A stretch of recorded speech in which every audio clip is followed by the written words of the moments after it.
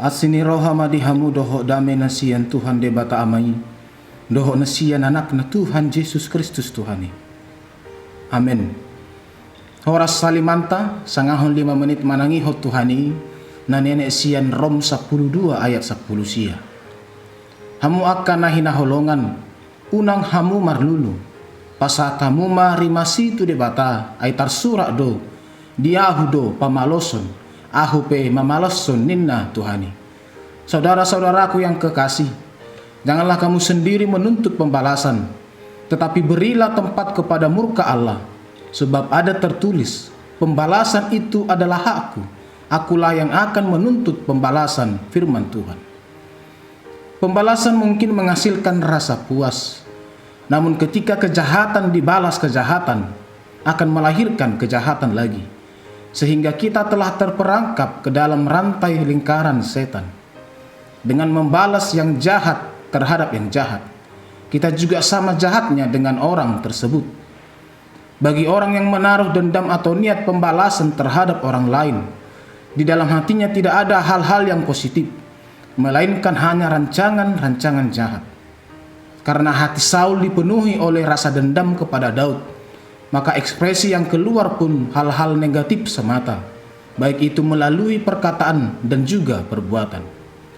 Godaan untuk membalas kejahatan dengan kejahatan mungkin ada di dalam hati banyak orang. Kedagingan kita mudah memberontak ketika diperlakukan secara tidak adil. Membalas dianggap sebagai solusi yang wajar untuk memperoleh keadilan.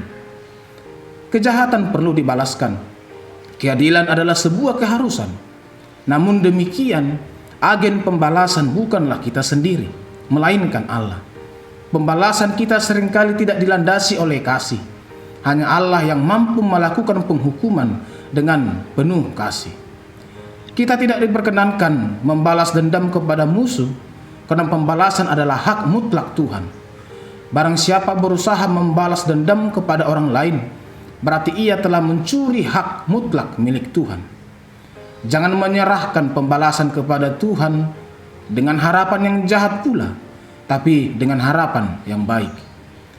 Ketika kita menghadapi sebuah penganiayaan, mengasihi, bermurah hati, dan mengampuni musuh adalah bagian yang terbaik bagi kita. Bagian Tuhan adalah menyelesaikan dengan cara dan waktunya sendiri, sehingga pembalasan itu dilandaskan dengan kasih. Yusuf adalah contoh orang yang sanggup mengasihi dan mengampuni musuhnya. Meski dianiaya oleh saudara-saudaranya, menderita, tapi Yusuf tidak menyimpan dendam sedikit pun. Ia tetap malah menunjukkan kasih dan kemurahannya. Inilah pembalasan yang sempurna, membalas kejahatan dengan kebaikan, bukan dengan kejahatan. Mata rantai kejahatan itu harus diputuskan dengan kebaikan. Kita harus mengalahkan naluri alamiah manusia untuk membalas dendam. Sebaliknya, kita harus menunjukkan kasih kepada musuh sebagai jati diri orang Kristen yang sudah diubahkan oleh Allah. Dari dalam diri manusia tidak sanggup melakukan itu. Hanya oleh tuntunan dan pertolongan Roh Kuduslah kita sanggup melakukannya. Mungkin saat ini kita sedang menerima berbagai perlakuan negatif dari orang tertentu. Mungkin kita sedang kecewa. Mungkin kita merasa tidak dianggap. Mungkin hak kita diselewengkan. Walau sulit, hal yang terbaik dan yang paling awal kita lakukan adalah datanglah kepada Allah, berdoa meminta kekuatan agar Tuhan membuat kita bersabar, dan Dia yang bertindak sehingga kita tidak kehilangan kasih dan sukacita. Selamat membalaskan kejahatan dengan kebaikan. Martangi yang mahita. Noliate madiho ale de bata Jehovah. Dihatam na totong paingoton hami, dinamadalani ari-ari ning ulo nami. Tung peragam akka hajahaton, tung peragam akka hapersuhon, nahujalo hami, maradok pendongan nami. Alay marhite hatam, nung nga diajar hotu hamil Tuhan. Asa baloson nami ma, nadinggan alo ni najat. Jalaw pasatami ma pamaloson itu bagasan tangamu. Asa homali Tuhan na mamaloson hobartu asini roham. Asa unang be tubu najat alo ni najat. alai mitok mahajahatoni marhiti akka ulaun hadamion, ulaun lasing roha ulaun hadinggan.